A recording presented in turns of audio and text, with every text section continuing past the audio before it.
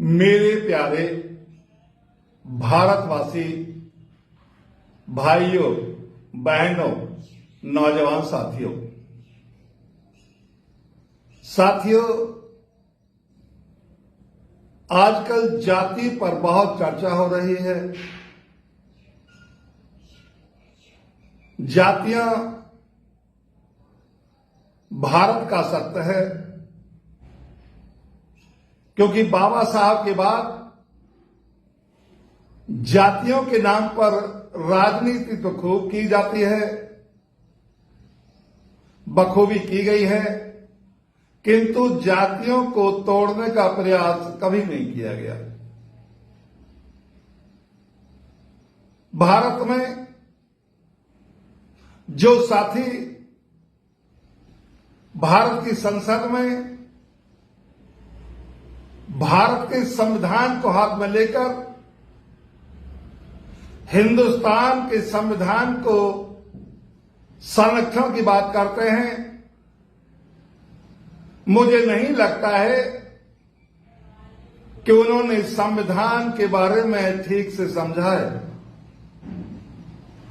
ये हमारी गलतफहमी हो सकती है, क्योंकि संविधान हिंदुस्तान का नहीं, यह भारत का संविधान है। भारत के संविधान के अनुच्छेद 1 और अनुच्छेद 393 में यह स्पष्ट किया गया है, जो लोग बुद्धिजीवी, पत्रकार, एंकर, सांसद, मंत्री, प्रधानमंत्री अन्य लोग जो हिंदुस्तान शब्द का उपयोग कर रहे हैं, यदि हिंदुस्तान है तो हिंदुओं का ही होगा। मुसलमान, सिख, ईसाई, जैन, पारसी और बौद्धों को तथा कोई अधिकार नहीं होंगे। यह तो कोई भी सामान्य व्यक्ति भी समझ सकता है। यदि हिंदुस्तान है, जो वो कह रहे हैं कल्पना के आधार पर, तो हिंदुस्तान में वर्ण हिंदुओं का होगा और हिंदू धर्म में वर्ण व्यवस्था है। इस वर्ण व्यवस्था में 4 वर्ण हैं। निचले वर्ण शूद्र को, जिसमें अनुसूचित जाति, जनजाति, अन्य पिछड़ा वर्ग के लोग आते हैं, और देश की आधी आबादी जो महिलाओं की है, हिंदुओं में भी, उसको कोई अधिकार नहीं होंगे, क्योंकि सभी महिलाएं शूद्र ही मानी जाती हैं हिंदू धर्म के अनुसार। तो हिंदुस्तान कहने वाले लोगों द्वारा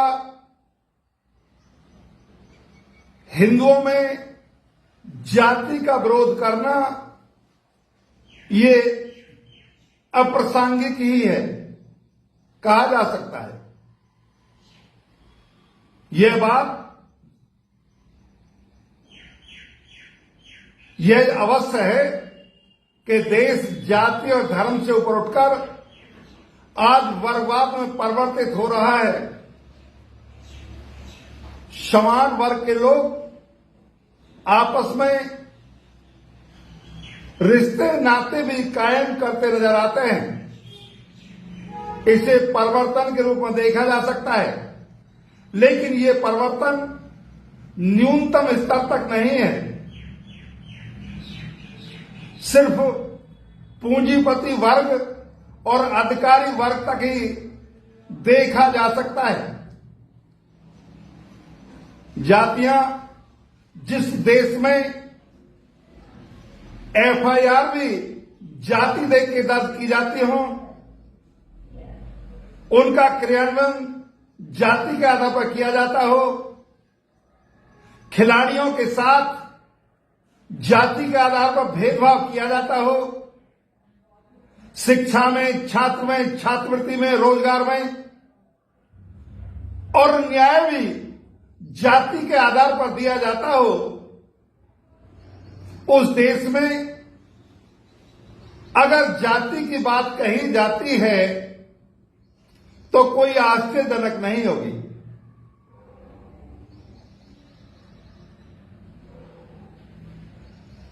क्योंकि जातियां अगर भगवान ने बनाई हैं तो सिर्फ भारत में ही क्यों, क्या पूरे संसार में क्यों नहीं बनाई? यह गंभीर चिंतन का विषय हो सकता है। जातियों का विरोध हम सतही रूप से करते हैं जब जातियां हमें हिट करती हैं, हमको नुकसानदेह महसूस करती हैं, तो हम जातियों का आंशिक विरोध करते हैं।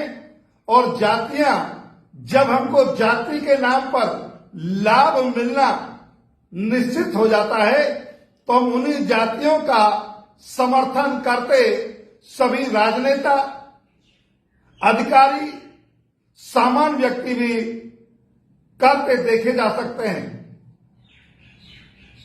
जबकि जाति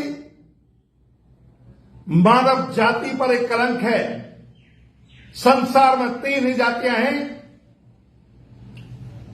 मानव है यानी मनुष्य है, आदमी, महिला है और तीसरा किन्नर है।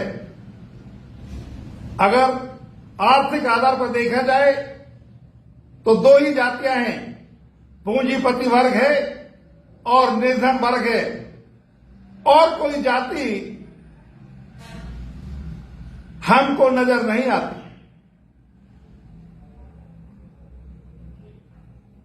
जाति का वास्तव में आप उन्मूलन चाहते हैं, जाति की वेदना समझते हैं। जिन्होंने एक दिन जाति पूछी उनको भारी वेदना हुई, उनके समर्थन में कितने ही लोग खड़े हुए।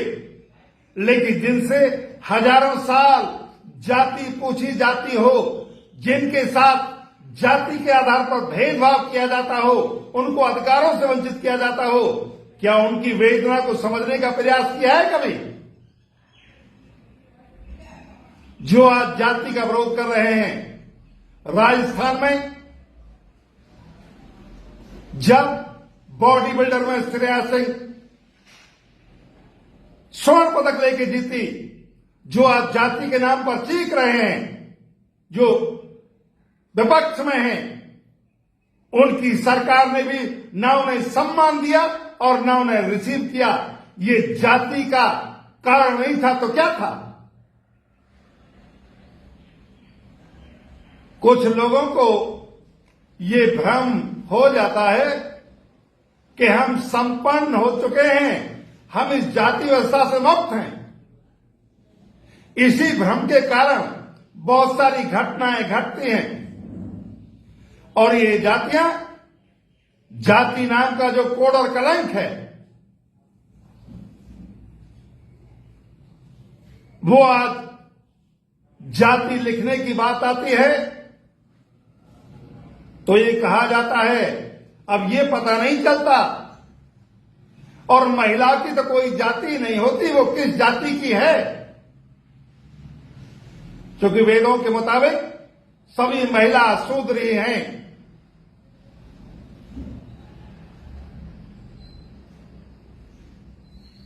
जातीयता की यदि है तो जनगणना कराने की बात करने का हम स्वागत करते हैं और अपेक्षा करते हैं कि यदि कोई चीज चरम तक विकसित हो जाती है तो स्वतः समाप्त होने लगती है।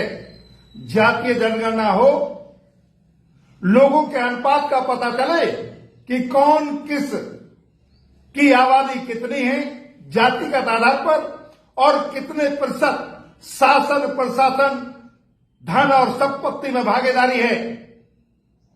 ये जनता, देश की जनता, जिसके सभी के अंग और आवश्यकताएं समान हैं, आने का रास्ता एक और जाने का रास्ता एक, ये प्राकृतिक न्याय है।